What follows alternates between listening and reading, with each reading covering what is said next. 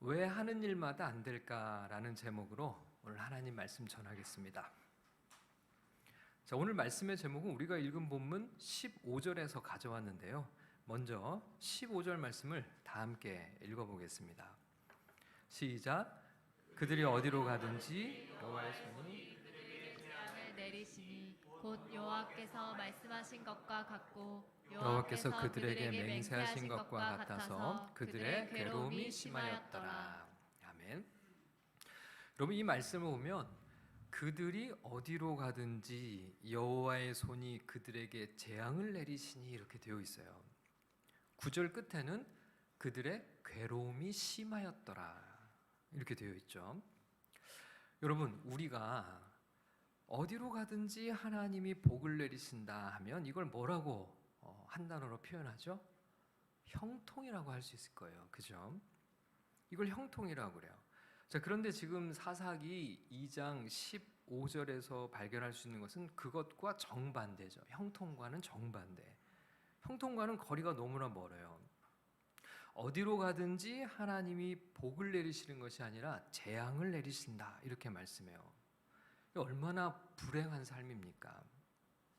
하나님의 복을 받아 누리는 것이 아니라 하나님의 재앙이 늘 따라다니는 삶이라면 그런 인생은 얼마나 불행한 삶인가요? 여러분, 이런 삶을 살고 싶은 사람이 세상에 있을까요? 아마 아무도 없을 거예요. 복을 받으며 살고 싶지 누가 재앙을 원하겠어요? 그것도 어디 한두 번이 아니고 어딜 가든지 가는 곳마다 하나님의 재앙이 임한다 이렇게 말씀하니까 정말 무서운 말씀이죠.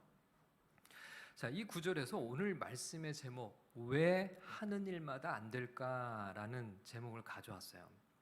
근데 여러분, 사실 이렇게 제목을 정할 때 조심스러운 마음이 있었습니다. 왜 그런가 하면 실제로 주변을 보면 정말 하는 일마다 잘 안 되는 분이 있어요. 하나님을 잘 믿고 섬기는데도 불구하고 여러 가지 어려운 일들에 직면하시는 분들이 있죠.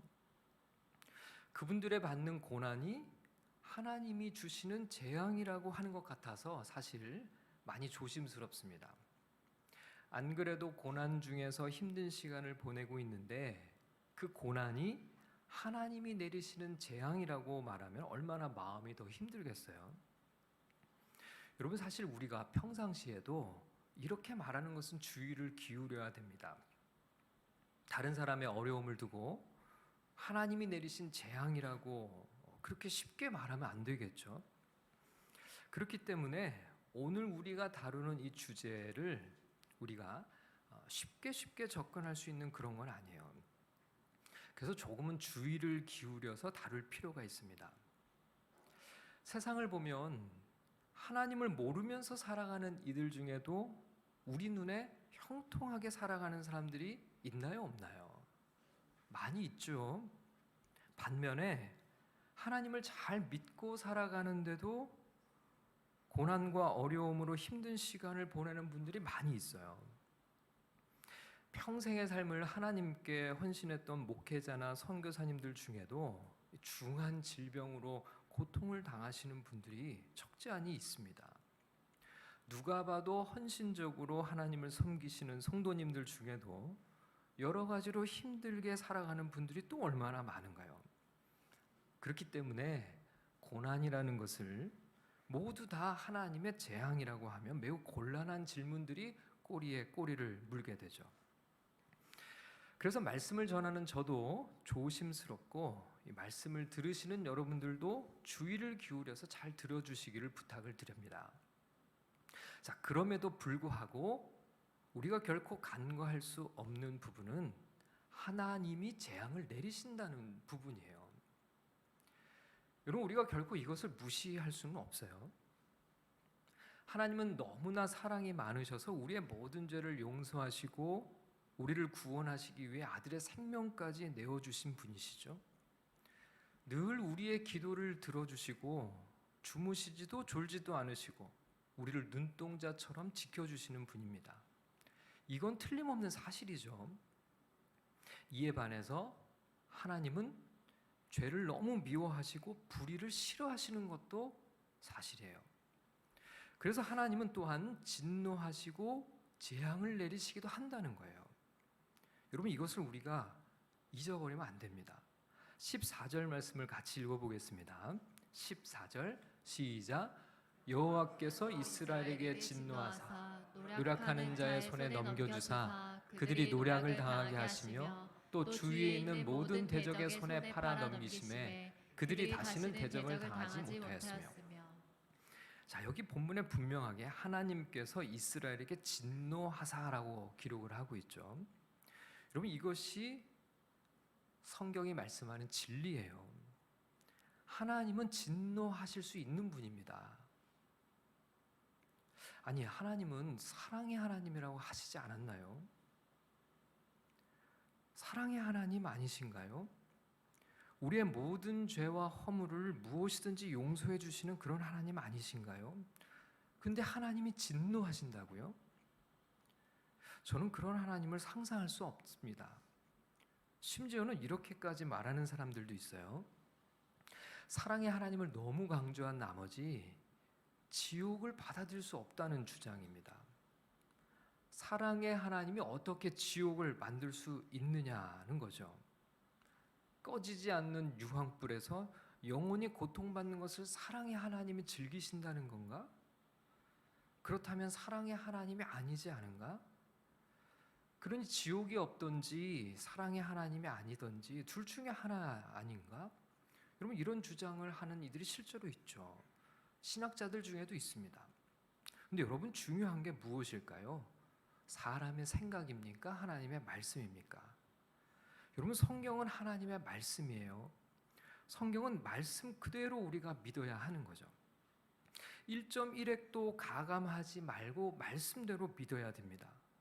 여러분, 성경은요, 하나님이 사랑의 하나님과 동시에 공의의 하나님임을 분명하게 말씀하세요. 여러분, 하나님은 우리가 늘 예배하고 찬양하는 것처럼 거룩하신 하나님입니다. 거룩하신 하나님 안에는 어떤 악도 죄도 공존할 수 없어요. 그렇기 때문에 하나님은 죄악에 대해서 진노하신다고 성경이 말씀하는 겁니다. 그렇기 때문에 하나님은 때로 인간에게 재앙을 내리신다는 사실도 우리가 결코 잊지 말아야 하는 거예요. 하나님이 내려주시는 복을 받고 살아야죠. 어떻게 하나님이 내리시는 재앙을 받으며 살아서야 되겠습니까? 여러분, 그것보다 더 어리석은 인생은 없어요. 하나님이 주시는 복을 받고 형통한 삶을 살아가시는 그런 믿음의 삶이 다 되시기를 주님의 이름으로 축복합니다.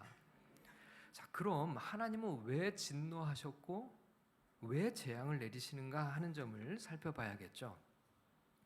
자, 오늘 본문이 우리에게 말씀하시고자 하는 가장 중요한 진리의 메시지가 바로 이것입니다. 왜 하나님이 진노하시는가? 여러분, 11절 말씀을 함께 읽겠습니다. 시작. 이스라엘 자손이 여호와의 목전에 악을 행하여 바알들을 섬기며. 이스라엘 자손들이 누구를 섬겼다고요? 바알들을 섬기며라고 성경에 기록하죠. 여러분, 이게 바로 하나님이 진노하신 이유였습니다. 11절은 바알들을 섬긴 이스라엘의 행위를 여호와의 목전에 뭘 행했다고 했습니까? 악을 행하여라고 표현했죠. 여러분, 무엇이 악인지 우리가 여기서 확인할 수 있어요. 하나님 앞에서 다른 신들을 섬기는 것, 이걸 가리켜서 성경은 악을 행하였다라고 말씀해요. 여러분, 이것이 하나님이 가장 싫어하시는 겁니다. 하나님이 가장 미워하는 악이에요. 여러분, 우리는 흔히 죄하면 뭐가 떠오르죠? 남을 속이고 남의 것을 훔치거나 다른 사람을 때리거나 죽이거나 성적으로 짓는 죄나 온갖 부정과 부패 등을 떠올리죠. 여러분, 이런 것들은 세상 모든 사람들이 다 죄라고 생각합니다. 그래서 우리도 이런 죄를 범한 사람은 당연히 마땅히 벌을 받아야 한다고 생각하죠. 이 부분에 대해서는 이견이 없어요. 하나님을 믿는 사람이든지 그렇지 않은 사람이든지 다 마찬가지입니다. 하지만 성경이 말씀하는 가장 중요한 죄는 따로 있어요. 그것이 뭐라고요? 하나님 앞에서 하나님을 섬기지 않는 것. 여러분, 이게 가장 크고 무서운 죄라는 겁니다. 하나님 아닌 것을 하나님 자리에 놓고 그것을 섬기는 것. 이것이 가장 무서운 죄예요. 여러분, 10계명에서 제1계명이 무엇이죠? 너는 나 외에는 다른 신들을 내게 두지 말라. 이것이 첫 번째입니다. 여러분, 세상에서는 아무도 이것을 악이라고 생각하지 않아요. 여러분, 이걸 죄라고 말하지 않습니다. 근데 여러분, 성경은 뭐라고 말씀해요? 이것이 가장 큰 무거운 죄라는 거예요. 여러분, 12절 말씀을 같이 한번 읽어보겠습니다. 12절입니다. 시작. 애굽 땅에서 그들을 인도하여 내신 그들의 조상들의 하나님 여호와를 버리고 다른 신들 곧 그들의 주위에 있는 백성의 신들을 따라 그들에게 절하여 여호와를 진노하시게 하였으되. 이 구절을 보면 하나님이 왜 진노하셨는지가 분명하게 나오죠. 애굽 땅에서 인도하여 내신 그들의 조상의 하나님, 구원하신 하나님을 버리고 가나안 백성들의 신들을 섬겼기 때문이라는 거예요. 이것 때문에 하나님이 진노하셨다는 거죠. 자, 13절 말씀도 읽겠습니다. 시작. 곧 그들이 여호와를 버리고 바알과 아스타롯을 섬겼으므로. 여기서는 구체적으로 이스라엘 백성들이 섬긴 가나안 신들이 바알과 아스타롯이라고 표현했습니다. 하나님이 아닌 다른 신들을 섬기는 것. 이것이 하나님이 진노하시고 이스라엘이 가는 곳마다 재앙을 내리신 이유였어요. 여러분, 하나님이 가장 싫어하시는 것이 무엇인지를 분명하게 보셨죠? 그것은 하나님이 아닌 다른 것을 하나님처럼 섬기는 거예요. 자, 그런데 방금 읽은 13절에도 그들이 여호와를 버리고 바알과 아스타롯을 섬겼다 이렇게 표현이 되어 있어요. 성경은요, 이스라엘 백성들이 여호와를 버렸다 이런 말씀을 하죠. 여호와를 버렸다. 여호와를 버리고 이방 신들을 섬겼다. 그렇게 말씀하고 있어요. 근데 여러분, 이 버렸다는 말씀이 여호와 하나님을 믿는 것에서 완전히 멀어져서 바알과 아스타롯만을 섬기기로 그들만 믿었다라고 하는 그런 말일까요? 정말 그런 걸까요? 완전히 이제는 개종을 해서 이제는 하나님을 정말 더 이상 하나님을 믿지 않고 바알과 아스타롯만 섬겼다 그런 말씀일까요? 근데 여러분, 이후에 이스라엘의 역사를 보면 전혀 그렇지 않아요. 이스라엘 백성들은 끝까지 하나님에게서 멀어진 적은 없습니다. 그런데 문제는요, 하나님과 함께 이방 신들을 겸하여 섬겼다는 거예요. 함께 섬긴 거였어요. 여러분, 이것이 아주 중요한 핵심입니다. 성경이 우리에게 가르치는 이 기독교 신앙에서 가장 중요한 점이 바로 여기 있어요. 여러분, 이걸 놓치면 안 돼요. 이스라엘 백성들은 역사적으로 한 번도 하나님을 버린 적이 없어요. 근데 왜 하나님은 이들이 하나님을 버렸다고 말씀하는가? 이스라엘 백성들의 입장에서는 좀 억울할 것 같아요. 저희가 하나님을 버렸다고요? 언제요? 저희는 하나님을 한 번도 떠난 적이 없는데요. 늘 예배하고 섬기지 않습니까? 저희는 단지 바알과 아스타롯을 겸하여 섬겼을 뿐인데요. 왜 하나님은 우리가 하나님을 버렸다고 말씀을 하시죠? 저희는 여전히 하나님을 믿고 있다고요. 우리를 구원하신 하나님, 아브라함의 하나님, 이삭의 하나님, 야곱의 하나님, 모세의 하나님, 여호수아의 하나님을 지금도 우리는 믿고 있지 않습니까? 다만 우리가 살아가는 이웃 가나안 백성들의 신중을 우리는 존중할 뿐입니다. 그들은 우리의 이웃이지 않습니까? 그러다 보니 그들의 신들에 대해서 우리도 열린 마음으로 인정하고 대하는 그런 태도를 수용하고 있는 거고요. 우리 중에 어떤 이들은 바알과 아스타롯 신상에게 절하는 사람도 있지만 그럼에도 불구하고 분명한 사실은 우리는 하나님 여전히 믿고 있다는 겁니다. 아마 이스라엘 백성들은 이렇게 항변했을 것 같아요. 자신들이 이방의 신들을 섬겼더라도 중요한 것은 단 한 번도 하나님을 버린 적이 없다는 거죠. 근데 여러분, 하나님은 전혀 다른 관점에서 말씀을 하세요. 하나님만 섬기지 않은 것은 곧 하나님을 버린 것이다라고요. 하나님은 결단코 다른 것들과 겸하여 섬길 수 없다는 겁니다. 여러분, 이것이 우리 신앙을 위협하는 가장 큰 문제라는 것을 알아야 돼요. 이스라엘이 가나안 땅에서 직면한 가장 위험한 신앙적 도전이 바로 이것이었습니다. 가나안의 종교 문화는 다양한 신들을 섬기는 문화였어요. 여러분, 12절을 다시 한번 읽어보겠습니다. 12절 말씀 시작. 애굽 땅에서 그들을 인도하여 내신 그들의 조상들의 하나님 여호와를 버리고 다른 신들 곧 그들의 주위에 있는 백성의 신들을 따라 그들에게 절하여 여호와를 진노하시게 하였으되. 여러분, 이 구절을 자세히 보면 다른 신들이라는 표현이 있어요. 신들을 향해서 이 복수를 사용을 하죠. 곧 그들의 주위에 있는 백성들의 신들을 따라, 여기서도 복수로 표현이 돼요. 그들에게 절하여, 그들에게 절하여, 그 신들에게 절하여, 이런 표현이죠. 계속해서 복수로 신이 다 표현이 되어 있어요. 여러분, 다양한 신들을 인정하는 것은 가나안의 종교 문화였습니다. 이스라엘 백성들은 여전히 여호와 하나님을 버리지 않았어요. 다만 하나님만 섬긴 것이 아니라 다양한 신들 중에 하나로 하나님을 섬긴 거죠.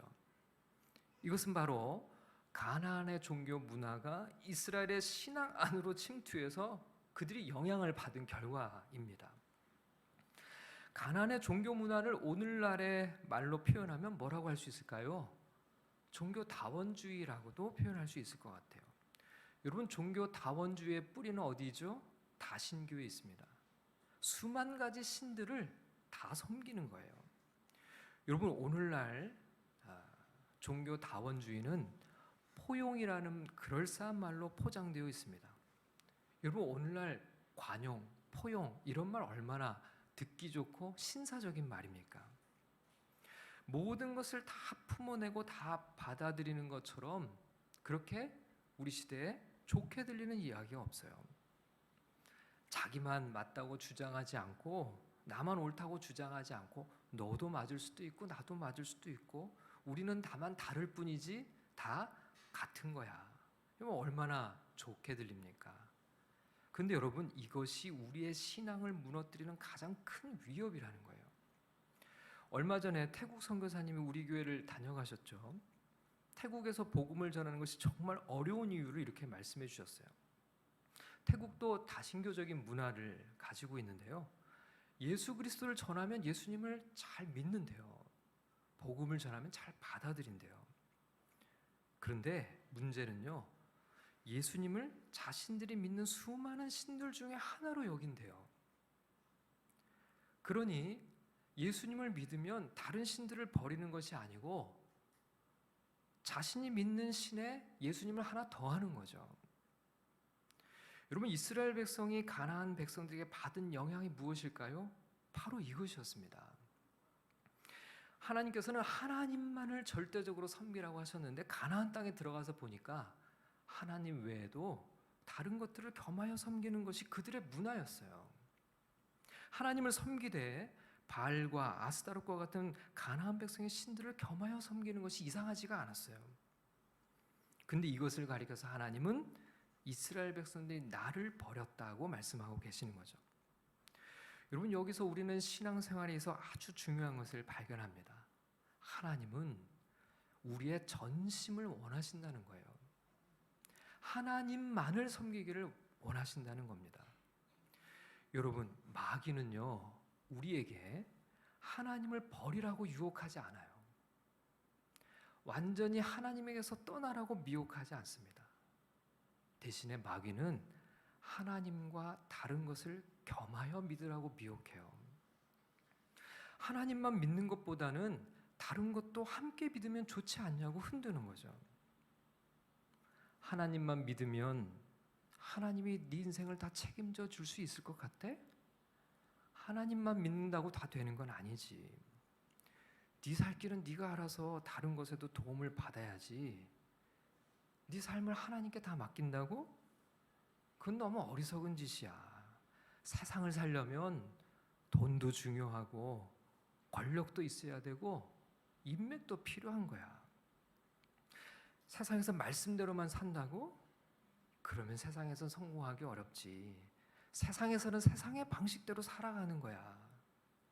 하나님도 믿지만 세상에서는 다른 것도 의지해야 돼. 여러분, 이것이 우리 신앙의 가장 큰 위협이라는 거예요. 여러분, 하나님 한 분만을 믿고 의지하며 살아가는 것이 불안하신가요? 하나님 외에 다른 것을 더 의지하며 살아가는 것도 필요한가요? 여러분, 예수님은 우리에게 분명하게 말씀하셨어요. 마태복음 6장 24절 말씀입니다. 마태복음 6장 24절 말씀. 네, 함께 읽겠습니다. 시작.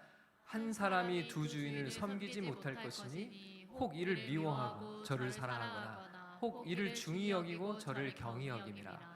너희가 하나님과 재물을 겸하여 섬기지 못하느니라. 여러분, 오늘날 우리에게 바알과 아스타롯이 무엇일까요? 예수님은 그 가운데 하나를 말씀하셨어요. 특별히 무엇이죠? 재물, 돈이라고 하셨습니다. 아마 우리 시대의 가장 강력한 우상이 이 돈이라고 할 수 있겠죠.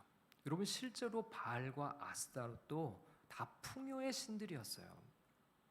바알은 비를 내려서 풍년을 주는 신이었거든요. 이스라엘 백성들이 왜 바알에게 절을 했을까요? 풍년을 기원하며 비를 내리게 해달라고 한 거죠. 바알과 아스타롯을 섬기며 하나님을 버린 이스라엘 백성들의 이야기가 우리와 결코 무관하지 않은 이유가 바로 여기 있습니다. 우리는 어떨까요? 스스로 기독교인이라고 말하고 어느 교회 소속이라고 여기고 예배 자리에 나와 있다는 것보다 더 중요한 것은 정말 내가 하나님만을 나의 주인으로 섬기고 살아가고 있느냐 하는 겁니다.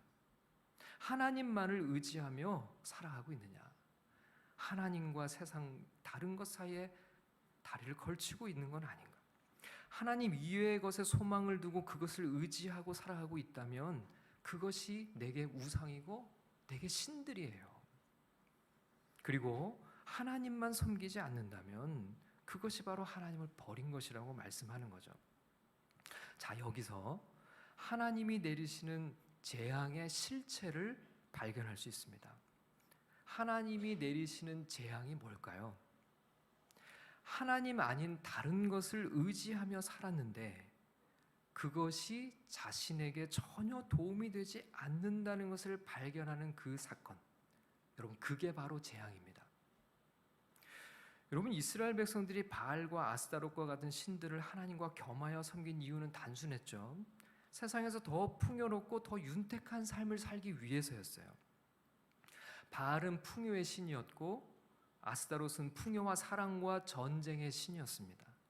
더 잘 살고 싶은 인간의 욕심에 의해서 하나님과 가나안 이방 신들을 겸하여 섬겼던 것인데요. 여러분, 결과는 어땠을까요? 14절 말씀을 같이 읽겠습니다. 시작. 여호와께서 이스라엘에게 진노하사 노략하는 자의 손에 넘겨주사 그들이 노략을 당하게 하시며 또 주위에 있는 모든 대적의 손에 팔아 넘기심에 그들이 다시는 대적을 당하지 못하였으며. 여러분, 결과는 뭐예요? 그렇게 잘 살고 싶었는데 어땠어요? 여기 보면요, 흥미로운 단어가 나와요. 노략을 당했다. 노략. 다 빼앗긴 거예요. 그렇게 풍년을 바라고 바래서 바알에게 절하며 풍성한 수확을 거뒀는데 결과는요, 누군가가 와서 다 빼앗아가 버렸어요. 전쟁의 신을 의지해서 안락을 구했는데 결과는 어때요? 대적의 침략을 받고 괴롭힘을 당했다는 거예요. 여러분, 자신들이 믿고 의지하며 살았던 것이 이 순간 얼마나 무기력한지를 발견하게 돼요. 자신들이 얼마나 헛된 것을 의지하며 살았는가를 발견하는 이 순간, 여러분, 이게 바로 재앙의 본질이죠. 돈을 의지하며 살았는데 결정적인 순간에 그 돈이 나를 구원해 줄 수 없다는 것을 깨닫는 순간, 그 순간이 재앙이라는 거예요. 여러분, 노략을 당한 것이 재앙이 아니고 대적의 손에 팔아 넘긴 것 자체가 재앙이 아니고 자신들이 그렇게 믿고 의지했던 것이 자신의 인생에 아무런 도움이 되지 않는다는 것을 발견하는 그 순간, 그게 가장 무서운 재앙이 된 거죠. 좋은 직장을 하나님처럼 의지하며 살았는데 한순간 직장이 사라져버리는 순간, 그것이 바로 그 사람에게는 재앙인 거예요. 사랑을 전부인 양 여기며 살았는데 사랑이 식어져 버리는 순간, 그 순간이 그 사람에게는 재앙인 거죠. 이게 바로 재앙이라는 거예요. 내가 하나님처럼 여기고 하나님처럼 의지하며 살았던 것이 결정적인 순간에 나에게 아무런 도움을 주지 못하는 존재라는 것을 깨닫는 순간, 이것이 바로 재앙이 되는 겁니다. 그렇기 때문에 여러분, 재앙은 진짜 하나님을 발견하고 하나님께로 돌아올 수 있는 하나님의 사랑의 매가 되는 겁니다. 물론 그걸 깨닫고 회개하는 사람에게 그런 거죠. 진짜 재앙은 뭘까요? 그 순간에조차도 하나님을 알지 못하고 깨닫지 못하고 주님께 돌아오지 않고 있다면 그거야말로 가장 끔찍한 재앙이겠죠. 여러분, 이게 바로 하나님이 우리에게 재앙을 주시는 하나님의 진짜 의도예요. 재앙은 바로 회개의 기회요, 우리에게 복이 될 수 있는 이유가 바로 여기 있습니다. 혹시 하나님과 겸하여 섬기는 것이 있는지, 내게는 없는지 잘 돌아봐야죠. 그것이 나를 구원할 수 없음을 하나님이 내리시는 재앙을 통해 깨닫기 전에 그걸 알고 살아가는 이들이 바로 신앙의 지혜를 가진 자들입니다. 여러분, 여호수아서 24장 23절을 함께 읽겠습니다. 시작. 여호수아가 이르되 그러면 이제 너희 중에 있는 이방 신들을 치워버리고 너희의 마음을 이스라엘의 하나님 여호와께로 향하라 하니. 여러분, 우리도요, 우리 가운데 있는 가짜 신들, 우리가 의지하며 살았으나 우리를 결단코 구원할 수 없는 거짓 신들을 우리의 마음에서 치워버리고 우리 온 마음을 하나님께로 향하며 살아가기를 주님의 이름으로 간절히 축원합니다.